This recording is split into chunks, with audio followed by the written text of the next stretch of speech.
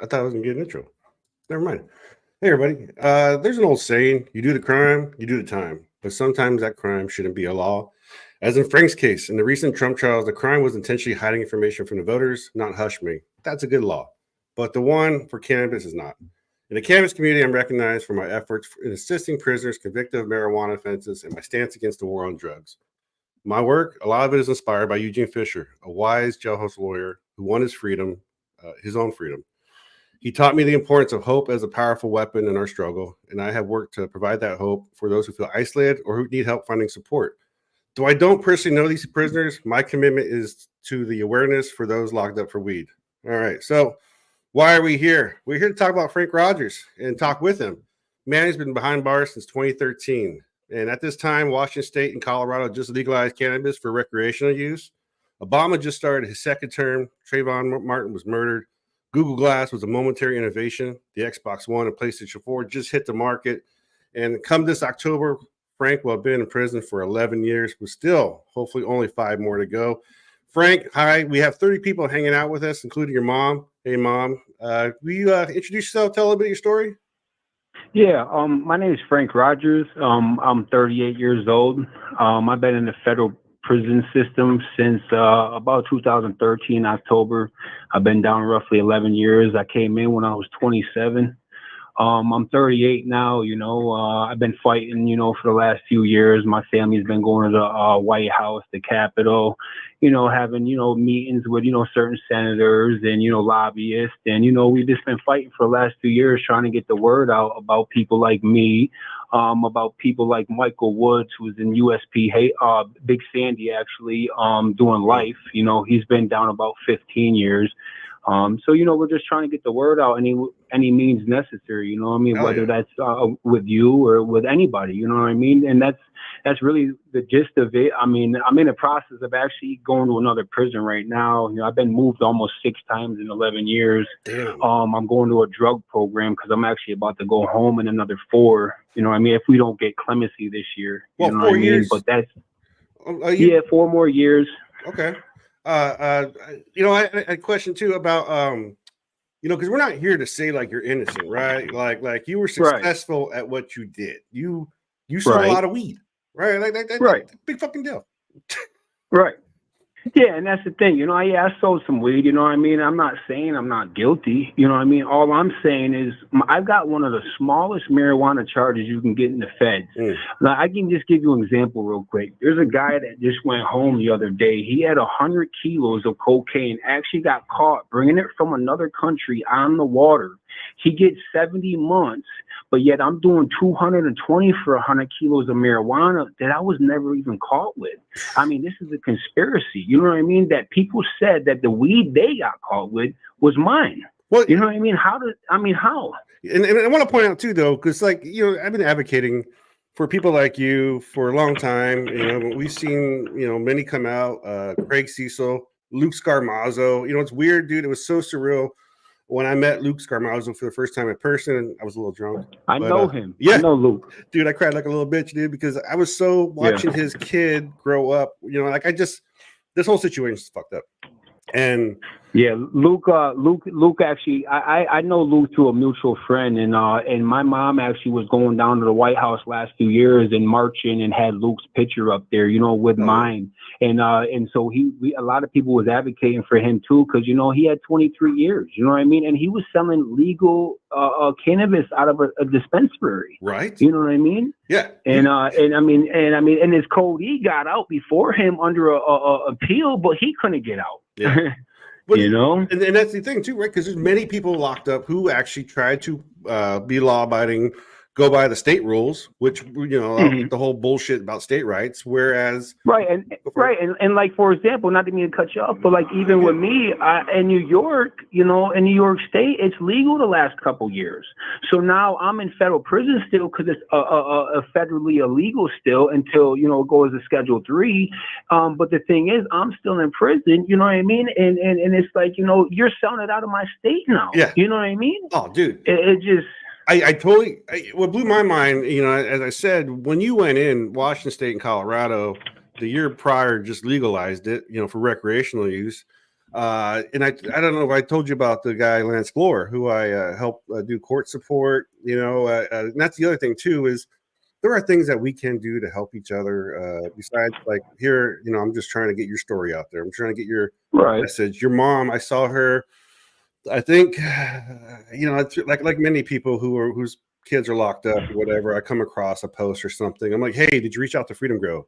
Here are these people who really care about people locked up. They're putting money in the books. They create like pen pal programs. It's a literal nonprofit trying to end the war on drugs, because once the war on drugs once cannabis legalized, I think it's like any breast cancer, right? Like once that shit gets fixed, what's need? There's no more Susan Corman fucking charity bullshit. You don't need that. Right. And they're trying to really end prohibition through giving you faith and shit and helping each other and helping you guys, right? Because everything costs behind prison. Absolutely. Everything costs, and it ain't like in a state where you can get packages or nothing. Everything costs money. And then, like I said, I just came from a maximum penitentiary, USP Hazleton. I was over there for 3.5 years. I mean, I can't tell you how many times I've seen people stab each other. How many times I've seen people kill each other. I mean, Whitey Bulger went there. He's a mafia guy out of Boston. He went there 12 hours later. He was dead. You know what I mean? I mean, that's the type of place I was in for a marijuana charge. I'm just some white kid, you know what I mean? Out of Syracuse, New York. I mean, I'm in a fucking match because I'm a penitentiary with people that are doing life, 100 years. There's dudes running around with 10 life sentences. You know what I mean? And I'm just in here for a weed charge, and I'm looking around. I'm like, these are animals. You know what I mean? And I'm sitting in a maximum penitentiary for the smallest marijuana charge you can get in the feds. And really, your real crime, just like I was, Lance Glory is just being good at business, or Luke Scarmazzo, right? Right. And to be honest with you, when I called my case, the first thing my lawyer told me was this. He said, Frank, I asked the DA, why you guys keep picking up these weed cases? She said, James, it ain't the weed, it's the money that they're making. He said the feds are mad that they can't tax the money. At that time, there was a lot more money in the market because a lot less people was in it before. You know what I mean? And she said, it ain't the weed, it's the money. You know what I mean? And that's really the what they were mad about, Well, it's money too that they get once they bust you, they imagine they took all your funds, right? Absolutely. Everything that's the first thing they try to do, you know what I mean, is strip you butt naked, basically. They say, this is all from ill gains. You're not allowed to have a living, and I got a question for you. Would you because now you guys are recreational, it didn't legalize until medical until 2021, I think. Somewhere around there. Yeah. So, and then you got arrested though, fucking 2013, right? Yeah, 13. Yeah. So, would you, as we were saying earlier, you got arrested at the same age I joined the military and got married. What would you have done different if there was a path? Would you have tried, to be like an illegal market? Well, that's the thing. Back then there wasn't really too many options in New York to be in the legal market. So, I've always believed in the whole, the cannabis as far as for your health. You know what I mean? And all different health benefits. You know what I mean? And I've always believed that ever since I was young. And I sold weed. You know what I mean? I worked construction. I sold weed. I took care of my family and everything like that. But the reality of it is there was no real way to get into it then. You know what I mean? It was all still not legal, Well, I always found weed too, because I told you, to push a certain amount of weight, it's what you need to make a living, right? It's what you need to buy a car, buy a house, all that shit, right? Feed your family consistently, or have a 9 to 5, and because when I used to sell and it got to that level where I was going to need next level, I opted out. I noped out, right? Like I had a guy getting raided around me. People were being looked at, and it was like, all right, I better fucking figure out some other shit. Or, you always skip town, right? You're like, I go figure out my life. But if there was right now, I want a license, dude, in Illinois for a weed store. So I'm about to have a fucking weed store, I hope, if things go right. and I'm gonna push more than 220 kilos. I hope in a day. Exactly. And I mean, listen, I'm not saying, like I told you before, I'm not saying I wasn't guilty. You know what I mean? I'm not saying none of that. All I'm saying is the crime just don't fit the time. No. You know, I ultimately got charged with 100 kilos of marijuana. That's 220 pounds. Well, they gave me 220 months. So ultimately, they gave me a month for every pound they charged me for that I never got caught for. Yeah. I mean, the bottom line is if Joe Biden don't do clemency this year, I truly believe that I'll probably end up finishing my sentence. Yeah. I don't think, and after if whether he wins or not, you know what I mean? I don't think after this year I have a good chance of actually getting out under the clemency. Yeah. You know what I mean? I just don't, I mean, because, you know, they can't even get a bill to keep the government running. They can't even vote together on a bill to keep the government running. Do you think they're going to vote? You think they're going to vote on a bill to get me out of federal prison? Well, I mean, they can barely get the government running. You know what I mean? You know, government do that, and that's the thing too. It's like when I used to push a little bit of weight, you know, tax free, it's nice and all that bullshit. You don't think about like what it takes to like make a business or anything like that. It's like government is a really big convoluted. Like when we say legalize it, or when I was younger, I thought, oh man, I had hair, and was like vital and strong, was like, this needs to be legalized. The president needs to do it now, blah, blah, blah. But having worked and done this show with Tom Howard, because I spend my life just trying to understand things, right? Like how, and joking with you, you know, most of my time has been to avoid going to jail, and I've done a good job, you know. And well, I'm proud of you for that. so is my family. But like the point being though, like there's got to be this pathway for us to do things, right? But like for younger folks, you know, I mean, you probably didn't think you were doing any harm, right? Because like you think weed. No, that's the thing. Listen, I got in trouble when I was a minor, right? So I was 17 years old. You know, I had a few grams of cocaine on me at the time. You know, I was young. You know, whatever.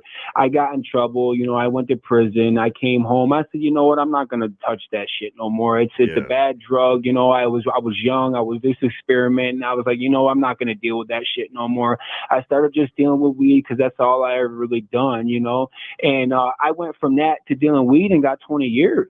I mean, I just don't make no sense. You know, it's like I said, the biggest thing I need people to understand is it ain't just me. I'm doing 20. I'm going home one day. There's people in here doing 60. Coleman Parker, he's doing 60 years. My good friend, Travis Cullen, he's out of Minnesota. Actually, he's got a nice site too. It's called Freed, FREED THC.com. But he's actually one of the biggest guys. He's actually going to visit people. If you went to his page, you would actually see him visiting Coleman Parker. He's in the parking lot on FaceTime, walking into a maximum federal prison down in Texas, visiting them. He's got 60 years for marijuana. Damn. 60. There's another guy down in Florida that's a good friend of mine. He's got 40 years, been down 26 years, got 40 years for marijuana.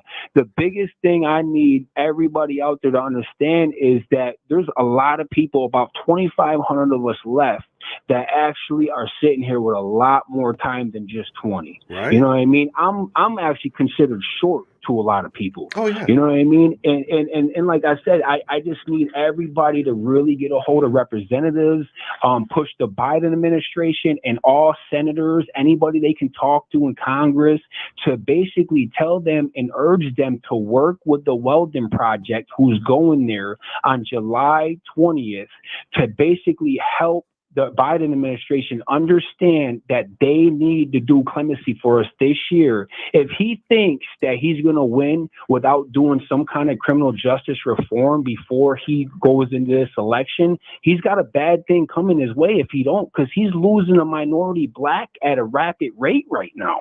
You know, he has to start doing something for us. He promised on his campaign trail, he promised nobody deserved to be in federal prison for marijuana. Well, where are you keeping your promise at? I mean, where? I feel your frustration, dude, and I really do. And you know, and I think, but see, this is the part where I was talking about where I've been trying to learn how to do the system, right? Like the president can't just say weed's legal or deschedule it, right? Because something like No. a presidential order can be taken back by the next person, right? And these fuckers are all But better. this is the only thing. But the only thing he can do right now to give us immediate relief is clemency.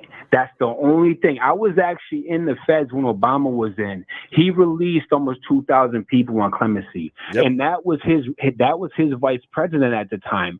So he knows firsthand what he can do. You know, he released almost 2,000 people at that time, and I know if he thinks that he's going to go in this presidency election year and not do something for criminal justice reform, and people are going to, they're going to remember what he said on a campaign trail. Oh yeah, you know what I mean? We've been there for years. My mom sat there and had speeches in front of Congress. She sat there outside the White House and marched with thousands of people. She sat there every year for the last 3-4 years. My guy Travis Cullen is actually going down there in another week to have interviews with Ilhan Omar and Amy Klobuchar. And the thing is, he's going down there with 5 people that he's been fighting for, and I'm one of them. And there's Michael Woods and Coleman Parker and a few other guys. And he's actually going to do an interview with these people and let them know, like, this is a real thing. Like, you need to let these people out. People are in here suffering. Well, you know what I mean? Over something that people are selling out of stores. Yeah. Well, not everybody has a mom, right? Like your mom is a really good champion for you. And those guys you mentioned earlier. Without her, I don't have no hope. You know what I mean? She is the rock. You know what I mean? Without her out there, I would never be able to talk to you. You know what I mean? Exactly. She's made everything that's happened in my case, and me being out there, as far as people knowing about me in Congress, everything. She's the reason. You know what I mean? She's actually went to Congress. She's walked in the Capitol. She's actually had meetings with these people. She's actually sat there with my T-shirts on, with signs, marching every year. This is almost a 70-year-old lady, man. Yeah. I mean, it's not just they're putting me through this, but they're putting her through it too. Yeah, you know what I mean? No, these are the effects of prohibition, right? These, and that's why I've been doing this. This is why.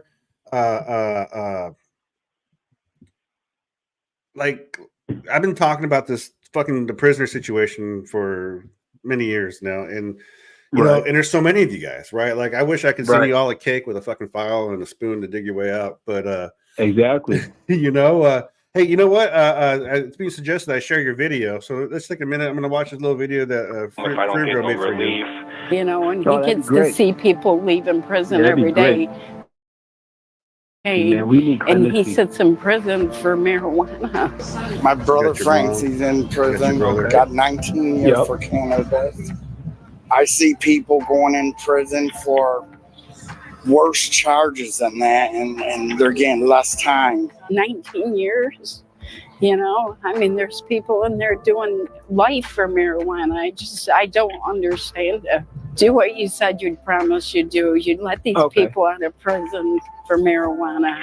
You see them selling it in the stores for smoking it on the streets. And here my son is doing prison time for.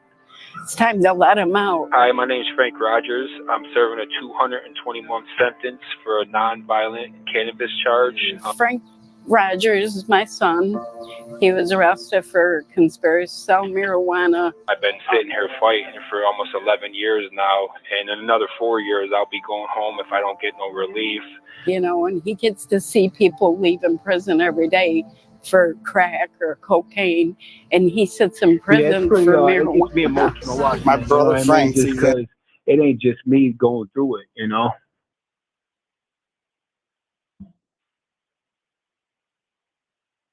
I don't think your mom was working with beforehand. She's great.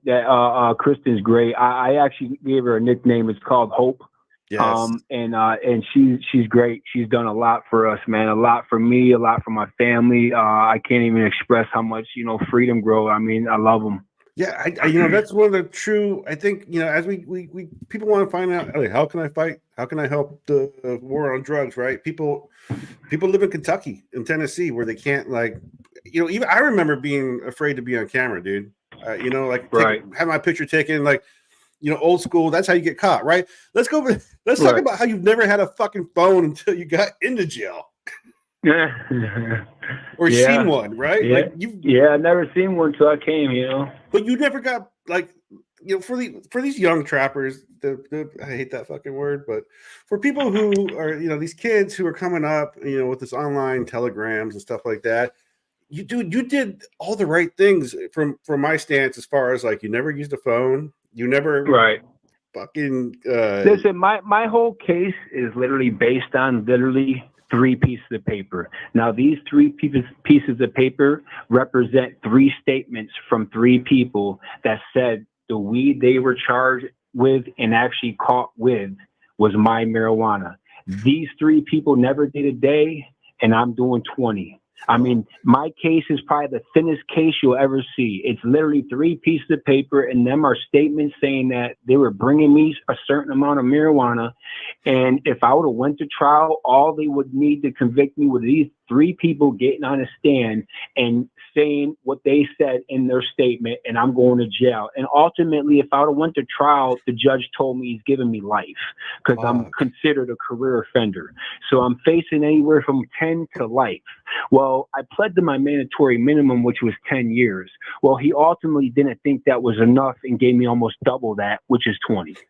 So I'm imagining then when they arrested you, there was a big shootout, huh? Were you like loaded with AKs, and were they like bombing and swatting you? No. I was walking through an airport, ready to fly to my aunt's house to help my aunt. Actually, she was going into the hospital for something, and I was actually going to go out there and help her. And the DEA was sitting there about 50 deep with fucking guns and everything, like I was like some mass murderer. You know what I mean? Yeah, totally, and arrested me.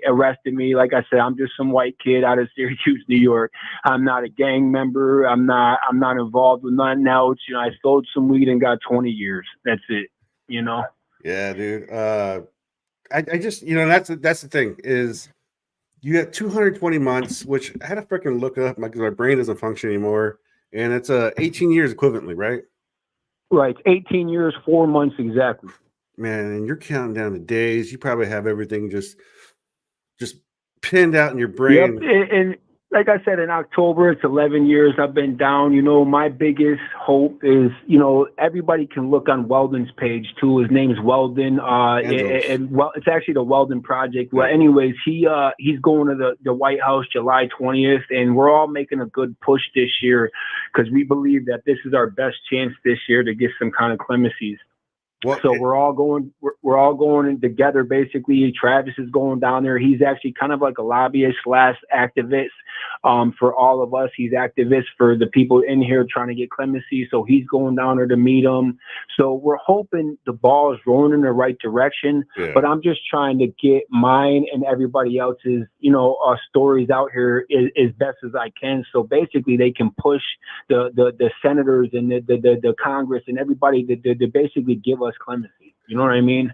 You guys have also a bus, right? That's gonna be traveling, or a van with There's gonna be a bus. It's actually like a van. It's gonna have a bunch of people's pictures on it. I'm gonna be one of them. He's going to have some interviews down there. When he goes down there, he's gonna have a few interviews, like I said, with Ilhan Omar and Amy Klobuchar and things like that. Mm-hmm. I'm sure you'll see the bus. If everybody will go to that site that I gave them, it's freedthc.com, freedthc.com.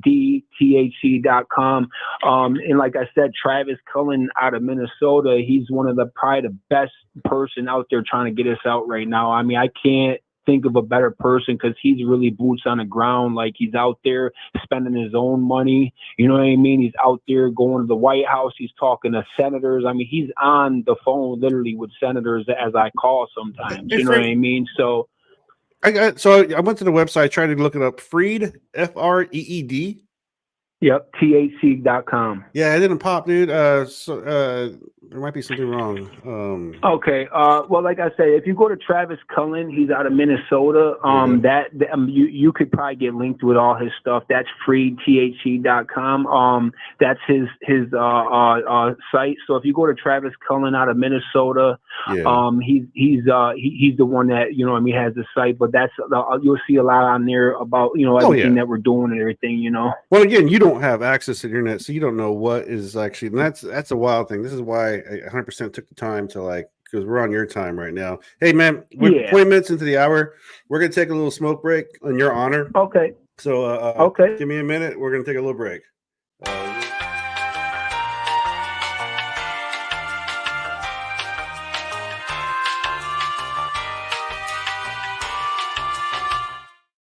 So we try and game the goddamn algorithm, and if you smoke on screen, I don't know, man. But these fucking kids, that's all they do is smoke on screen. They get like a million viewers. So I don't get it. But back to the just information, because like it's important to get. I know Travis Collin does a lot of good work. I'm looking at his Facebook page right now. This is who you want to look for, Travis Collin. He runs the CEO of Laughing Waters. Matter of fact, he has a video here about you. Let's watch that real quick. Staying true to everything this business. Yo, what up? Staying true to everything this business is about. Every day we're sending money. This morning I just sent $150 to Frank Rogers. Frank Rogers is a little younger than me. He's 37, I think, or so. He's doing 17 years for cannabis, straight cannabis case. He's been in 12 years. He's one of the ones that I hope he's going on the van. Oh, look, there he goes right there. The van's going live, guys. I took all my money and invested it in wrapping my van with the inmates' faces. So the van's going live. And yes, they love it. Yes, they're all very happy about this. Frank right there. Van's gonna be cool. Gotta help the inmates. You seen the van? In prison for He's showing it marijuana. right now. Yeah, I'm on the side of it. My guy, Michael Woods, that's actually in Big Sandy right now. He's actually doing life. He's been down. Believe it or not, me and Michael Woods was in a county jail together. I begged him to take 20 years. He went to trial, not under the pretense that he wasn't guilty, but the weight amount. He fought the weight amount in trial, ultimately lost, and didn't take the 20 years and got life. So me and him, I've known him since he started. He's actually from Canada, and we were actually in a county jail together. Wow. And like I said, he's been in 15 years. I actually ran into him in USP Hazleton. When I got there, he was actually in the unit that I landed in, and I ain't seen him in almost 10 years from the county jail. He thought that I went home after 10 years. And when I told him what they did to me and how much time they gave me, even him, with his case, he's like, yo, I can't believe with the weight amount you got charged for, they gave you that much time. You know what I mean? Because ultimately, he has the highest charge you can possibly get as far as a marijuana charge, as far as weight wise. Yeah. You know what I mean? But still, he was never caught with even a seed. You know what I mean? So I mean, you're giving this dude life with something he's never even got caught with. You know? Yeah. Well, I mean, again, you didn't have possession. Craig Cecil did 30 years. He was a mechanic for a fleet. So was Mike Woods, was he somebody that you knew on the outside? Yeah. No, I don't know him from the outside, but he's from Canada, and my mom's side of the family's from Canada, so he knew a lot of people like that on my mom's side of the family. So we kind of got real tight because he's from Canada, and I live up close to Canada. I'm not only a couple hours from the border, you know. Is that where you got all your weed from? No, actually, my case is really between Cali and New York. You know what I mean? At the time, I was coming from Cali. All the shit I had was coming from Cali. You know what I mean? And it was going to New York. Hell yeah, dude. I mean, like, again, you didn't even have a chance. There was no path. There was no option for you to even consider to open a store or whatever. Like and that's. Right. No, there's no option. You know, it's kind of funny now. I was sitting here telling my mom the other day, I said, I got 20 years for marijuana. They come out with a thing while I'm doing time for marijuana that anybody ever charged with marijuana, ultimately, hold on one second. Yeah, you're good.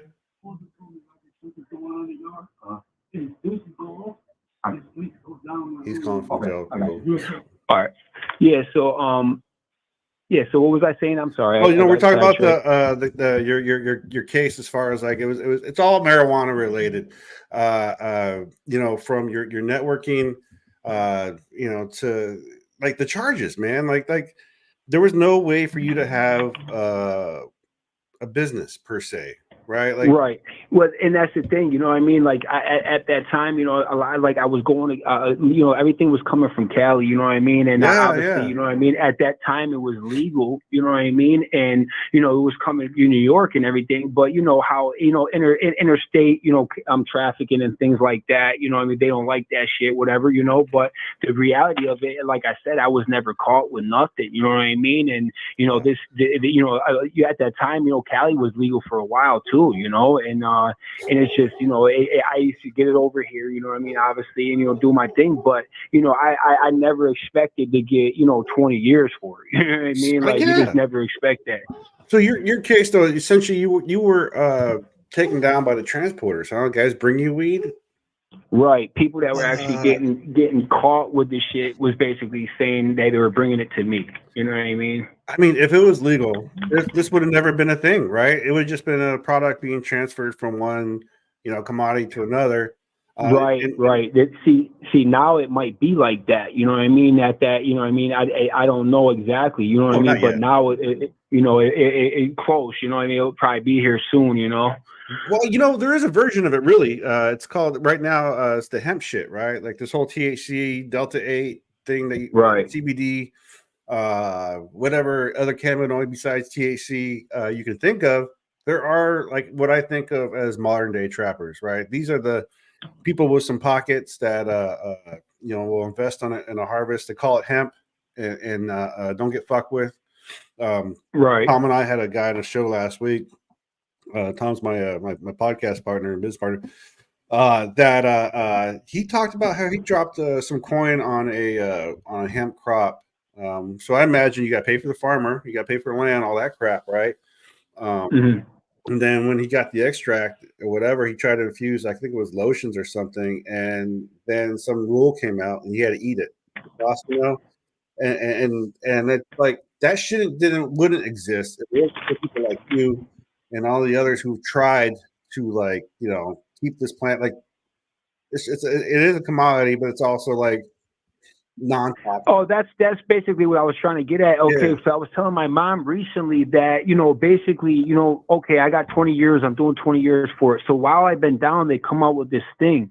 It's basically if you've been in prison for marijuana, you get an equitable licensing. Basically, you get basically you go to the front of the line if you got a prior marijuana conviction, and basically you get your license for either a discount or free, or depending on what state, you know. Okay, so I come out of federal prison, they give me this equitable license, and then they tell me to go sell and grow marijuana. Well, you know, you got me in prison for 20 years for it, but as soon as I come out, you want to give me a license to sell and grow it because it's equitable, because you're saying I've been charged with marijuana in the past. So, I mean, you're giving me a license to do the same thing that I'm in federal prison for. Yeah. I mean, how does that make sense? Why are you still making people sit here, do life sentences, 60, 40 years when you're sitting there, you know what I mean? And the reality of it, as soon as we get out, you want to give us a license to go do it. I mean, I never seen nothing so, you know what I mean? Like contradict, you know, like it's not fair. It's not fair, right? I mean, it just don't make sense. Well, and to top it off, I mean, I think you're more of a, like the person that how I would have been in the business when it comes to like this flower is, I am not a grower, dude. I understand it and can try, but I can't grow. And right. I mean, I've been around it my whole life. I mean, to be honest with you, my twin sister was charged with 211 pounds. You know what I mean? My whole family has believed in marijuana, the benefits of it. They believe that if you want to smoke a joint or drink a beer, you're better off smoking a joint. Yeah. You know what I mean? We believed in it my whole life, and my whole family's always smoked weed. You know what I mean? This ain't nothing that we ever thought that I'd be spending 20 years in prison for. Right. Well, you know what I mean? So it's a safer alternative when it comes to like the most shit we do on a daily, right? Exactly. I mean, people are dying at a rapid rate for fentanyl, but I guarantee you, if you allow these people, all these people that's on probation, all these people that's doing this or doing that, whatever it is, to basically use a less harmful drug, and it's not even a drug in my eyes, a less harmful something like that to keep them off all these hard drugs, why wouldn't you want that? Well, I can imagine too, being in your situation, you feel like you're being gaslit by like, I don't know, society. when it comes to like, I mean, and then, like I said, I've seen people get charged with actually shooting DEA agents and actually get less time than me. man. I mean, how do you shoot a federal agent and get less time than me? And again, I mean, it's mind-boggling. well, there's no fairness in the justice as far as how this whole thing has been implemented, right? Like, No. You're. Can I just explain something that the listeners might not know? Okay, for example, my marijuana charge in the feds, this is how it works. Okay, you got your charge, and then you got your criminal history. If you ever been in trouble before, your charge is actually enhanced. So, okay, for example, my marijuana charge, I faced 5 years. I was doing 5. The max they can give me basically for my marijuana charge is 5 years. But if you've been in trouble before, depending on what it is and how many times, they can enhance your sentence. So basically, they gave me 15 years for my priors, all the enhancements they put on me, and they gave me 5 years for the marijuana charge. So basically, ultimately, I'm doing 3 times as much time than my instant offense for my priors. Yeah. You see what I'm saying? Yeah. So, I mean, how does that make sense? You're giving me 5 years for the weed, then you're going to tack on another 5 for my criminal history. Then you're going to say that since I've been in trouble a couple of times, you're going to tack on another enhancement. And I'm ultimately charged with and enhanced with a career offender statute. It's called a career offender statute. And what that means is after you, the weed is 5 years, but if your career offender statute, it doubles your mandatory minimum, that brings it to 10. And then you have a range of 10 to life that the judge can sentence you in. Good thing he didn't have a bad day that day and only gave me 20 and not life. Man. You know what I mean? Yeah, dude. And that's basically it. No, and it sucks that I mean, to have that, and again, you could have just had 5 years for just the weed. Right. So my thing is this: that's double jeopardy in my eyes. Okay, if I pay you for something that I've already done. Why am I coming back and paying you for something that I already paid my debt to society? So now you want to sit there and you want me to pay again and give me 15 years for my priors. That's double jeopardy. Well, it's like that. I mean, I literally, I would say it's just like the 3 strikes. I mean, this is not a good way to do like justice, right? Like. No, especially when it's non-violent. I can see if you keep doing violent crime and you keep doing it, and then you do, okay, I can understand that. Yeah. But if it's non-violent, I mean, come on, man. Yeah. No, exactly, right? Like, you were caught going on your way to the airport to go help your aunts, and you wasn't caught with possession, and then your other youthful discretion had nothing to do with it was just possession, right? It's a but just I got caught with a couple grams of cocaine. I was young. I was out, experimenting. You know how it goes. I'm saying it's possession. It wasn't a selling thing, right? Yeah. It wasn't a no, just possession of a few grams of cocaine. Yeah. When I was young, and like I said, I went to jail. I came home. I said, I'm not dealing with that shit no more. I'm done. I'm not fucking with it. Whatever, know. I started, dipping and dabbing with the marijuana, and then ultimately caught 20 years. Fuck, dude. I mean, I could tell you about a time I sat in the county jail on this case right here, and I actually got in a screaming match with my lawyer. He actually sat there and argued with me that he believed basically that I deserved this time. I mean, my own lawyer that they gave me. He said, listen, he said, Frank, so you're telling me that me and you should get the same amount of time if we're walking down the street with the same amount of marijuana? Because you've been in trouble before and I'm a model citizen. Wow. You're telling me we should be getting the same time? I said, James, I said we should be judged on whatever our offense is, not what I've already paid you for and what I've already done. No, you're right. You know what I mean? Because I've already paid you for that. I paid my debt. Yeah. You know what I mean? And he literally sat there and wanted to argue with me. My own federal public defender wanted to sit there and basically argue me and say that I should be getting to 20 years. I mean, that sucks. That. Fuck, dude. I mean, he literally said it just like that. He said, Frank, so you think that I walk down the street with this and you walk down the street with that, you should get the same amount of time as me? I said, absolutely, that's what I'm saying. Seriously. I said, because I already paid you for my priors. Well, what a conversation to be in your head for the past 11 years. Like that was, I can only imagine like you vividly probably remember. You know, I try. Go ahead. I've learned over the last few years that I try to stay humble. I try to, you know, count my blessings. You know, my mom always tells me that count your blessings. So I used to be a real half, you know, the glass half empty. You know, I've been half full for the last few years. Okay. You know, I'm actually very, very, very blessed. You know what I'm saying? Yeah. And the thing is, I try to stay humble and I try to look at the good in things. You know, without me, the way I look at things too, without me and all these people suffering in here, all the people out there like you and all the people that you know and all the rest of the country, they won't be able to deserve and be involved in the marijuana business basically without us.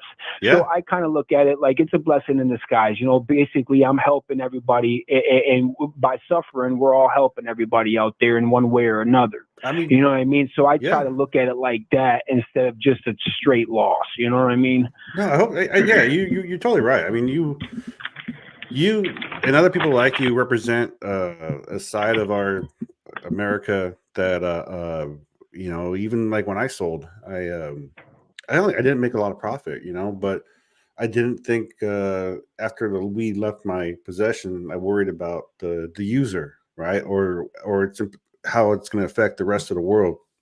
Because right, what's that guy going to do? He's going to fucking smoke a bunch of shit and chill out in the park. With anything else, you know, some people's got to suffer for other people to reap the reward. You know what I mean? So Yeah. I mean, that's just like anything in life. You know, certain people are going to suffer, and then certain people are going to, you know, be rewarded from that suffering. You know what I mean? And it's the same with us.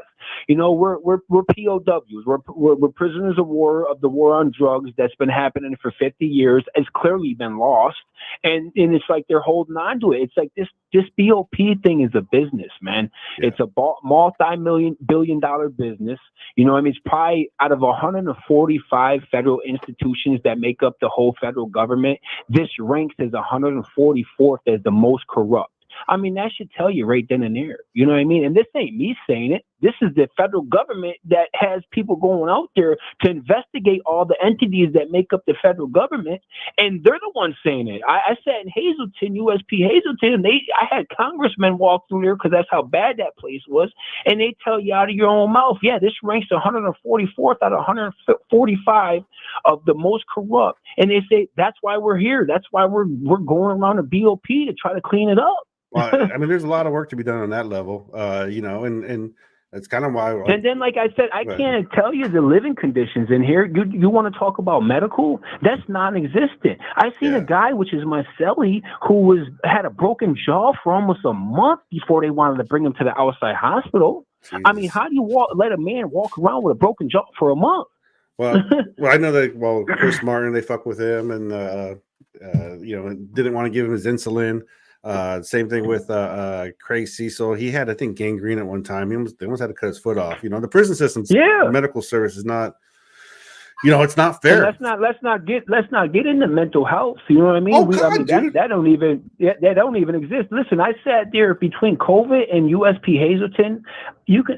I was literally locked down for pretty much 4 straight years. The care that the quality of your life that has been taken away from you doesn't match the crime, right? It doesn't match and then there's scars that, you know, obviously people ain't never gonna see. You know what I mean? I mean, there's certain scars inside you that, you know what I mean, that you're not gonna take away, you know, you seeing 2 people murder each other or stab each other until one of you dead. We're not gonna take away, you know, sitting there locked down like an animal for weeks at a time with no shower. I mean, I can't tell you how many times I've went a week, 10, 12, 15 days with no shower. You know what I mean? Like, it's just, you know what I mean? The conditions in here, especially for a marijuana person that's just in here. I mean, some of these guys doing life 60 years are in the maximum federal penitentiary for marijuana. I mean, how are you sitting in the max? Big Sandy and USP Hazleton, you can look them up. They're probably the most notorious federal penitentiaries you could possibly be in the whole country. Sure. You know what I mean? And this ain't just me saying, this is actual, you can look it up, statistics. You know what I mean? People die there on a regular basis. I mean, people, a stabbing ain't nothing to see every day. It ain't nothing. You know what I mean?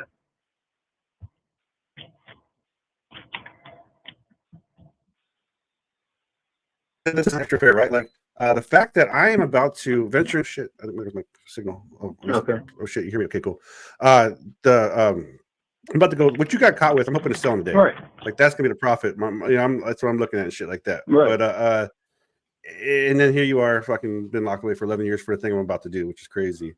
Right. And like I said, go ahead.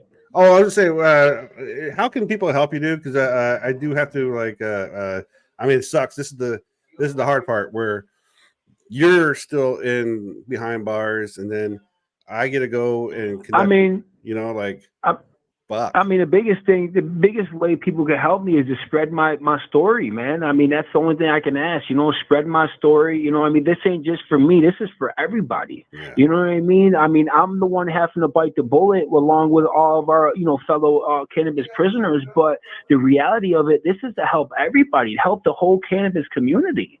Yeah. You know what I mean? And we need them to basically do whatever they could possibly do to spread the story, spread our word, you know what I mean? Spread my videos. You know what I mean? It's not just for me. It's for Michael Woods. It's for Coleman Parker. It's for, all these guys that got decades on top of decades in federal prison for marijuana. You know what I mean? And like I said, just spread the story, get a hold of your representatives, call senators, do whatever you can to basically tell them they need to do clemency this year. It's way overdue. You know what I mean? Us 100%. Suffering in here, it's way overdue. No, dude. And I think that's great fucking advice and information, dog. And hey, man, we will do this again. We're trying to get your story out there, and then like I said, I just like to say, Miguel, I appreciate everything. All your listeners, thank you. God bless everybody. Yeah, man. And everybody else, thanks for joining us for this special drop. It's been live. This is Frank Rogers, who's been locked up for just weed. That was it. The whole crime involved. He's almost on a 18-year sentence. So do what you can. If you Google Frank Rogers Cannabis, you will find this man's clemency project. You'll find his for Freedom Grow and Jail for Weed. They have projects for him. The Weldon Project's working with him. Travis Cullen. And until next time, Sunday, give us a like, subscribe, and thank you.